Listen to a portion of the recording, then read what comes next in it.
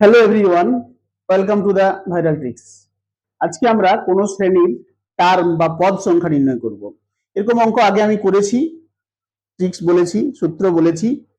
সেই ধরনেরই আরেকটি অঙ্ক আজকে আরেকবার আলোচনা করছি। যারা নতুন ওই আগের অঙ্কটি দেখেনি তাদের জন্য বিশেষ করে, বা পুরনো যারা আছে ভুলে গেছে তারাও এটা দেখে মনে করে নিতে পারবে। সেই জন্য এখানে বলা আছে 15, 20, 25 ডট ডট করে 135 পর্যন্ত পদগুলো আছে।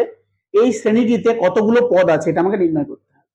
তার আগে আমি আগে যে অঙ্ক করেছিলাম সেখানে ডাইরেক্ট ট্রিক্স ব্যবহার করে সূত্র দিয়ে বলে দিয়েছিলাম, কিন্তু আজকে একটু ডিটেলসে কথা বলবো। এই ধরনের যে শ্রেণীটা, এই শ্রেণীটাকে কি বলা হয়? এটাকে বলা হয় সমান্তর শ্রেণী বা অ্যারিথমেটিক প্রোগ্রেশন।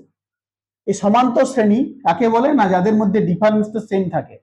যেমন 15 সঙ্গে 5 যোগ করে 20 হয়েছে, 5 সঙ্গে 20 সঙ্গে 5 যোগ করে 25 হয়েছে, এইভাবে পরপর 5 করে ডিফারেন্স আছে এদের মধ্যে। এই ধরনের যে শ্রেণী সেটাকে বলা হয় সমান্তর শ্রেণী।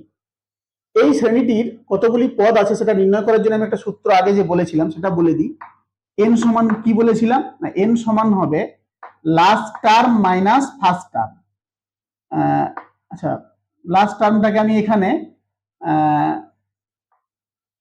Last term minus first term by second term minus first term, এরকম ভাবে একটা সূত্র বলেছিলাম, প্লাস 1। অর্থাৎ লাস্ট টার্ম থেকে ফার্স্ট টার্মটা বিয়োগ করতে হবে, সেটা উপরে লিখতে হবে।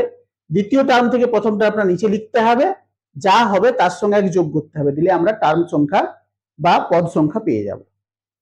এই সূত্র দিয়ে করতে পারো।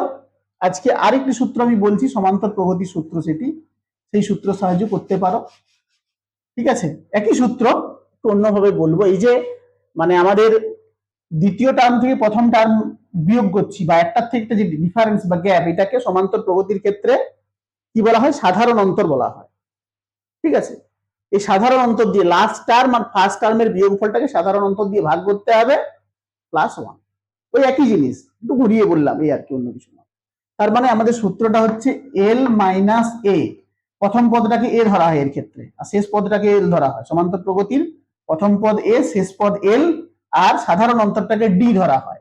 তাহলে L minus A by D plus 1, এই সূত্র দিয়ে আমরা করব।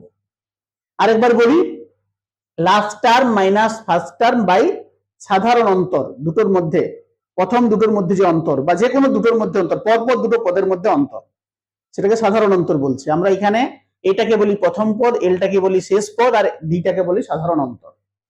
তাহলে শেষ পদ আমাদের কি? 135। প্রথম পদ আমাদের কি? 15। সাধারণ অন্তর কি? দুটো বিয়োগফল কত? 5। ঠিক আছে, প্লাস 1 করে দিলেই আমাদের এখানে পদ সংখ্যাটা বেরিয়ে যাবে। মানগুলি বসালে কি পাই দেখা যাক।